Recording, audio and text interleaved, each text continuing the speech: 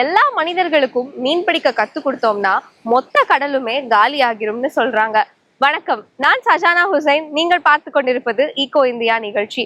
உலகம் முழுக்க 300 கோடி மக்கள் கடல் உணவுகளையே நம்பி இருக்காங்க. மனித செயல்பாட்டுகளால கடலும் கடல் சார்ந்த உணவுகளும் பல அச்சுறுத்தல்களுக்கு ஆளாகி இருக்கு. இது ஒரு நல்ல அறிகுறி இல்லைன்னு உலக வனவிலங்கு நிதியம் தெரிவிக்கிறாங்க. இந்த நிலையில கடல் சூழ்நிலையை பாதுகாக்க பல முயற்சிகள் எடுத்து வரப்படுது. அது என்னங்கிறத இன்னைக்கு நிகழ்ச்சியில பார்த்து தெரிஞ்சுக்கலாம்.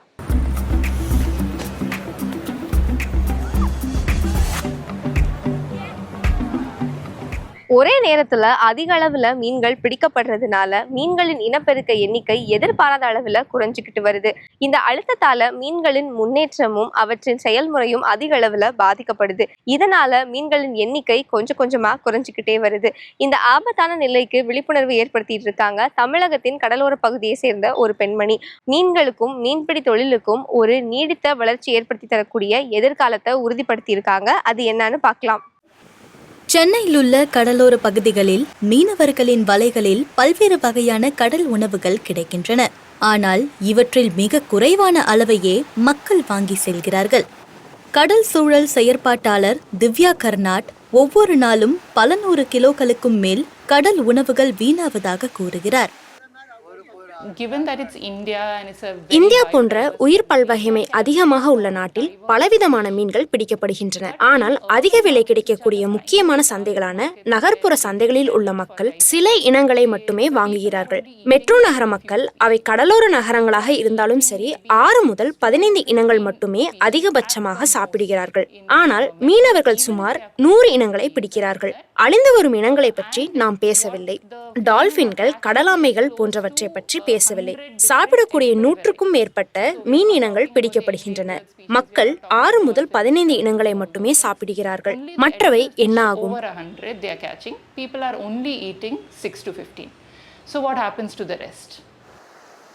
மீதம் இருப்பவற்றை அப்படியே கெட்டுப்போக விட்டு விடுவார்கள்.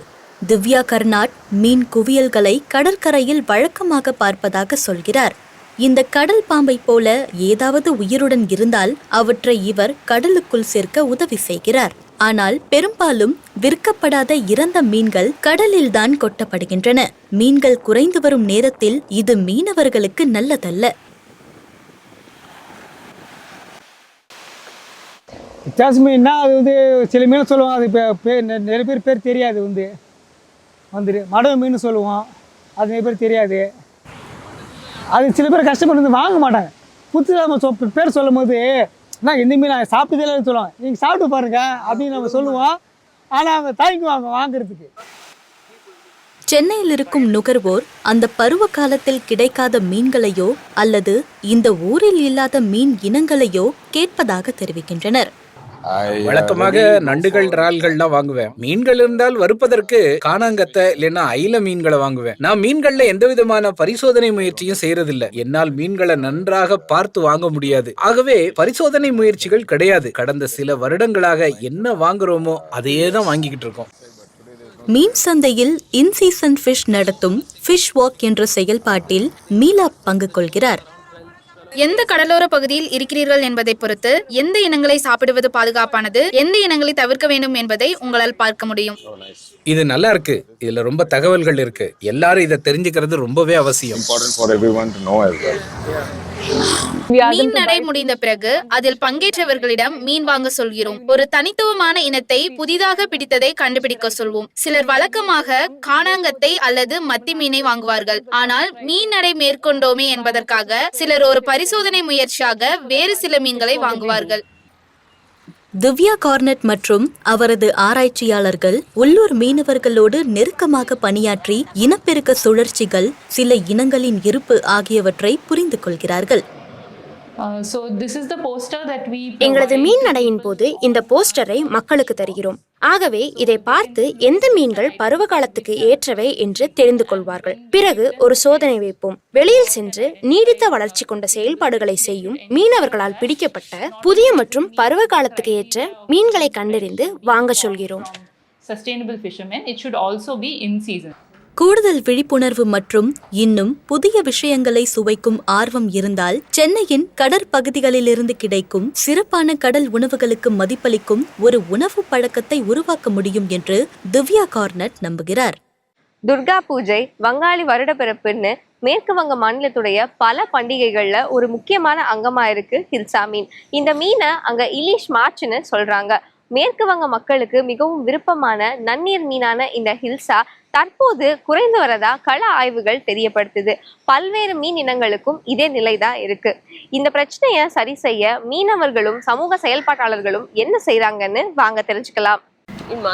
நல்ல மீன்களை தேடி வாங்குவதும் அதற்கான விலையை பேரம் பேசுவது கொல்கத்தாவின் மக்களுக்கு தினசரி வேலைகளில் ஒன்றாக இருக்கிறது.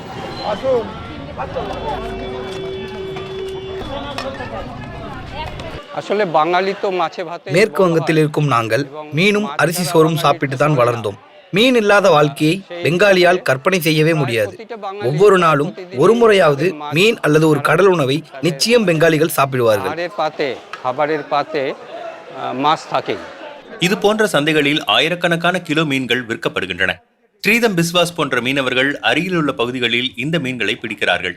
35 ஆண்டுகளாக இவர் இச்சாமதி நதியை வாழ்வாதாரமாக நம்பியிருக்கிறார். ஆனால் இப்போதெல்லாம் மீன்வரத்து முன்பை விட குறைந்திருக்கிறது என்கிறார் ஸ்ரீதம் பிஸ்வாஸ்.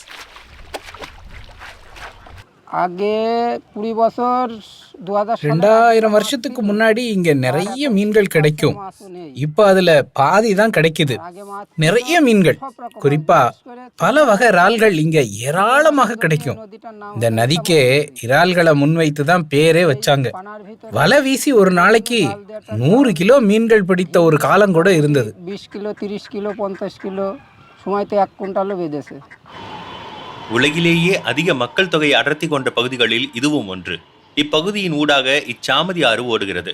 சாலை, மேம்பால கட்டுமானங்கள், அதிகரித்து வரும் விவசாய செயல்பாடுகள் ஆகியவையும் இந்த நதியை குறுக்குகின்றன. மனித செயல்பாடுகளால் நதிகளுக்கு ஏற்படும் பாதிப்புகளை ஆராய்ச்சி செய்து வரும் புவியியலாளர் தேபஜித் தத்தா இச்சாமதி ஆறு மோசமான நிலையில் இருக்கிறது என்கிறார். இச்சாமதி ஆற்றின் மேல் பகுதியில் நீரின் அளவு குறைந்து வருகிறது. நன்னீர் வரத்து குறையும் போது கீழ்ப்பகுதியில் மட்டும்தான் நீர் இருக்கும். எங்களது பார்வையில் சொல்ல போனால் இது ஒரு ஓத வாய்க்காலை போல மாறி இருக்கிறது. அதாவது கடலில் இருக்கும் உப்பு நீர் மட்டும் இங்கு வரும், ஆனால் நன்னீர் இருக்காது. கடலில் இருந்து தொடங்கும் ஒரு வாய்க்காலை இப்படி அழைப்போம். மழைக்காலங்களில் நீரை சேமித்துக் கொள்ளும் வாய்க்கால்களிலும் அனைத்து தேக்கங்களிலும் மீன்களை வளர்த்து இனப்பெருக்கம் செய்வதன் மூலம் இப்போது மீனவர்கள் மீன்களை பிடிக்கிறார்கள். இச்சாமதியில் மீதமிருக்கும் நீர் கரைகளில் உருவாகி வரும் குடியிருப்புகளால் அச்சுறுத்தலுக்கு ஆளாகி வருகிறது. கழிவுகள் நேரடியாக ஆற்றில் கலக்கின்றன. ஊடுருவி நீர் தாவரமான ஆகாய தாமரையின் வளர்ச்சிக்கு சுத்திகரிக்கப்படாத கழிவுநீர் ஒரு முக்கிய காரணமாக இருக்கிறது. இது வேகமாக வளர்கிறது. நீரில் மீன்களுக்கு கிடைக்கும் ஆக்சிஜனை குறைக்கிறது. மீன்பிடி தொழில் ஒரு வாழ்வாதாரமா இல்ல. அப்படி ஒரு நிலைமை வந்துருச்சு. வருமானத்துக்காக மக்கள் குஜராத்துக்கும் மும்பைக்கும் வேலை பார்க்க போயிட்டாங்க. ஆனால் சபர்ணா சரஸ்வதி போன்ற சிலர் இங்கேயே தங்கி இச்சாமதி ஆற்றை மீட்டெடுக்க தங்களால் முடிந்ததை செய்கிறார்கள். இந்த உயிரியலாளர் ஒரு சமூக செயற்பாட்டாளரும் கூட. இவர் ஆகாய தாமரையை சுத்திகரிக்கும் வேளையில் உள்ளூர் மக்களுக்கு தலைமை வகிக்கிறார். 12 கிலோமீட்டர் நீளம் கொண்ட இந்த ஆற்றை சுத்தப்படுத்த 8000 மீனவர்கள் ஒருங்கிணைந்திருக்கிறார்கள். சுத்தப்படுத்தும் வேலையின் நோக்கம் என்னவென்றால், பல ஆண்டுகளுக்கு பிறகு முதல் முறையாக ஆற்றின் மீது சூரிய ஒளி பட வேண்டும். இதன் மூலம் படகுகளால் நகர முடியும். இதை பற்றி சொல்லும் போதே நெகிழ்ச்சியாக இருக்கிறது. இது ஒரு வியப்பான தனித்துவமான அனுபவம். மீனவர்களால் மீன் பிடிக்க முடிகிறது. மீன்கள் முழு அளவுக்கு வளர்வதை பார்க்கிறோம். இதை ஒரு நீண்டகால வெற்றியாக மாற்ற வேண்டுமானால் ஆற்றிலிருந்து சேகரிக்கும் தாவரங்களை ஏதாவது செய்ய வேண்டும் என்று சபர்ணா சரஸ்வதி தெரிந்து கொண்டார். ஆகவே ஆகாய தாமரை கழிவுகளை வாழை இலை மற்றும் மாட்டுச்சாணத்துடன் கலந்து எருவாக மாற்றக்கூடிய 80 மண்புழு உரக்குழிகளை உருவாக்கினார்கள். ஒவ்வொரு குழியும் ஒரு மாதத்தில் 40 கிலோ உரத்தை உருவாக்கும். இது இந்த பகுதியில் உள்ள விவசாயிகளுக்கு விற்கப்படுகிறது. இவர்கள் ரசாயன உரத்திற்கு பதிலாக இதனை பயன்படுத்துகிறார்கள். ஆற்றை சுத்தப்படுத்திய பிறகு எருவை உருவாக்க உதவினேன். அதில் நிறைய வருமானம் கிடைத்தது. எனக்கு மட்டுமல்ல, 80 குடும்பங்களுக்கு லாபம் கிடைத்தது. தனது குழந்தை பருவத்திலிருந்து பார்த்து வரும் இந்த ஆற்றின் மீதான சபர்ணாவின் அன்பு எல்லோருக்கும் தொற்றிக்கொள்கிறது. அருகில் இருக்கும் பல கிராமங்கள் இது போன்ற சுத்தப்படுத்தும் பணிகளை துவக்கியுள்ளனர். இச்சாமதி ஆற்றின் சில பகுதிகள் சுத்தமாகி இருக்கின்றன. முன்பு இங்கு இருந்த பல மீன் இனங்களை மீனவர்கள் மீண்டும் ஆற்றில் விட்டிருக்கிறார்கள். ஆனால் இது ஒரு தொடக்கம் மட்டுமே என்று இந்த செயற்பாட்டாளர் அறிவார். উৎসমুখ থেকে যদি ভাবি নদী ஆறு தொடங்கும் இடத்திலிருந்து வேலையை ஆரம்பித்தால் முதலில் தூர்வார வேண்டும். அடுத்தது ஆகாய தாமரையை சுத்தப்படுத்த வேண்டும். மூன்றாவதாக ஆக்கிரமிப்புகளை அகற்ற வேண்டும். நான்காவதாக வீடுகள், கோயில்கள், சந்தைகளிலிருந்து வரும் கழிவுகளை நிறுத்த வேண்டும். இறுதியாக இந்த ஆறு உயிர்ப்புடன் இருப்பதற்கு ஒரு நீண்டகால திட்டம் வேண்டும். দীর্ঘমেয়াদী প্ল্যানিং. இச்சாமதி முழுமையாக மீட்டெடுக்கப்பட இன்னும் நெடுந்தூரம் செல்ல வேண்டும் என்று சபர்ணா அறிவார். ஆனால் ஏற்கனவே இந்த பகுதியின் உயிர் நாடியாகவும் வாழ்வாதாரமாகவும் இருப்பதை பாதுகாத்ததால் வந்த நன்மைகளை பல சமூகத்தினர் பெறத் தொடங்கிவிட்டனர். எந்த ஒரு விஷயத்த அளக்க முடியுதோ அதை தான் மேலாண்மை செய்ய முடியும்னு ஒரு பழமொழியே இருக்கு. ஸ்பெயின் நாட்டை சேர்ந்த 73 வயது நபர் ஒருவர் பல வருஷமா இதை தான் பயன்படுத்திட்டு இருக்காரு. அவர் தன்னுடைய சிறப்பான கருவிகளை பயன்படுத்தி மெடிட்டேரியன் கடலுடைய உப்பு தன்மையும் வெப்பநிலையும் அளவிடுறாரு. இதன் மூலியமா பல தரவுகள் நமக்கு கிடைக்குது. மீனவர்கள் தங்களுடைய மீன்பிடி பயணத்தை திட்டமிடுறாங்க. உலகமெங்கும் இருக்கக்கூடிய பல விஞ்ஞானிகள் இந்த கருவியை தங்களுடைய பல ஆய்வுகளுக்கு உபயோகப்படுத்துறாங்க. அது என்னன்னு தெரிஞ்சுக்கலாம் வாங்க. இப்போதுதான் விடிந்திருக்கிறது. ஆனால் ஜோசப் பாஸ்குவால் உத்வேகத்தோடு செயல்படுகிறார். கடலுக்குள் செல்கிறார். 73 வயதாகும் இவர் நிலத்திலும் நீரிலும் பருவநிலை தரவுகளை சேகரிக்கிறார்.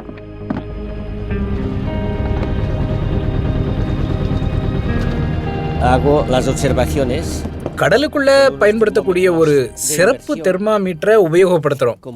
5 நிமிடங்கள்ல ஆழத்துல உள்ள வெப்பநிலைய அது ரொம்ப சரியா காட்டும். பெஸ்குவாலுக்கு கடலை பற்றியும் அதை அளப்பதை பற்றியும் எல்லாமும் தெரியும். கடந்த 50 வருடங்களாக மீனவரின் மகனும் நிலப்பரப்பு நிபுணருமான இவர் வடகிழக்கு ஸ்பெயினில் உள்ள எல் எஸ்டாடிட் கடலோர பகுதியில் இதை செய்து வருகிறார். பருவகாலம் சரியாக இருக்கும்போது இவர் வாரம் 2 முறை கடலுக்குள் சென்று மெடிட்டேரியன் கடலின் நீர் வெப்பநிலையை ஆவணப்படுத்துகிறார். இது என்னோட வாழ்க்கை, என்னோட இடம். இது ஒரு போதைய போல இருக்கு. சிறு வயதுல இருந்தே இது உற்சாகம் தருவதாக இருக்கு. ஏன்னா எனக்கு 15 இல்ல 20 வயசு இருக்கும்போது இது போன்ற தரவுகள் இருக்கவே இல்லை. கணக்கிட வேண்டிய முதல் இடம் வந்த பிறகு தனது கருவியை இவர் கடலுக்குள் இறக்குகிறார். 30 மீட்டர் ஆழத்தில் 16 டிகிரி செல்சியஸ் வெப்பநிலை இருப்பதாக இது காட்டுகிறது. அளவிட தொடங்கிய காலத்தோடு ஒப்பிடும்போது கடல் பரப்பின் வெப்பநிலை 1 டிகிரி செல்சியஸ் அதிகரித்திருப்பதாக பாஸ்குவால் கூறுகிறார். இது கவலை அளிக்குது. வெப்பநிலை அதிகரிச்சா நீர் விரிவடையும், கடல் மட்டம் உயரும். இத கடற்கரைகளிலும் பார்க்க முடியும். ஒவ்வொரு ஆண்டும் கடற்கரை 1/2 மீட்டர் அளவு குறையுது. இதை நான் உறுதிப்படுத்தி இருக்கேன். 1993ஆம் ஆண்டு முதல் இப்போது வர 15 மீட்டர் அளவுக்கு கடற்கரை சுருங்கி இருக்கு. வெப்பநிலையோடு சேர்த்து நீரின் உப்புத்தன்மையையும் பாஸ்குவால் அளவிடுகிறார். ஐசக் மோயா போன்ற மீனவர்கள் பயன்படுத்தக்கூடிய தரவுகளை இவர் தருகிறார். எங்களது வேலை இந்த தரவுகளோடு நெருக்கமான தொடர்புடையது. இவர் செய்வதை பற்றி நாங்கள் இன்னும் தெரிந்து கொள்ளும் போது நாங்கள் நிச்சயமாக இன்னும் சிறப்பான மீனவர்களாக இருக்க முடியும்.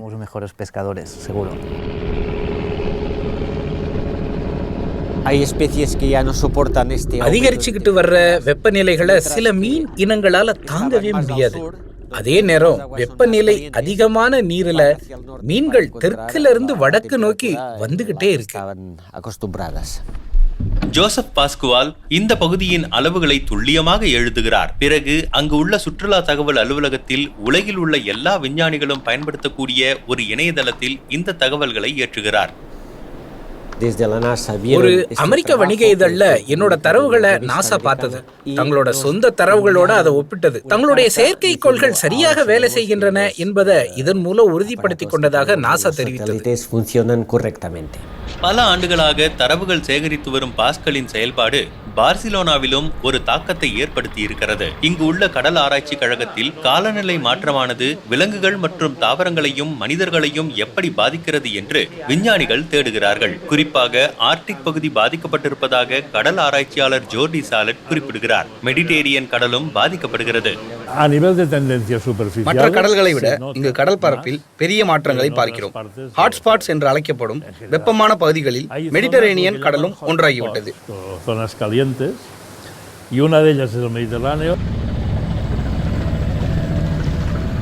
பாஸ்குவாலின் பொழுதுபோக்கு காலநிலை மாற்றத்தின் பின்னணியில் முக்கியத்துவம் பெறுகிறது. அதனால்தான் தரவுகளை சேகரித்து புவி வெப்பமடையும் வேகத்தையும் குறைப்பதை தனது இலக்காக செய்து கொண்டிருக்கிறார்.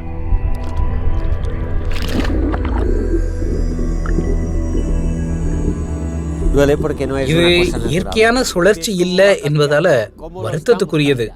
எல்லாம் எப்படி மாறுது, அதை நாம எப்படி மாத்துறோம் என்பதை உங்களால பார்க்க முடியும். எல்லாம் ஒன்றோட ஒன்று பிணைந்து இருக்குது. ஒரு சிறு பகுதி சீர்குலைந்தாலும் சமநிலை மாறிடும். ஜோசப் பாஸ்குவாலுக்கு குழந்தைகள் கிடையாது. ஆனால் இவரது சேவையை தொடர்ந்து செய்ய யாராவது கிடைப்பார்கள் என்று நம்புகிறார். தொடர்ந்து கடலுக்குள் சென்று முடிந்தவரை தரவுகளை சேகரிக்க திட்டமிட்டுள்ளார்.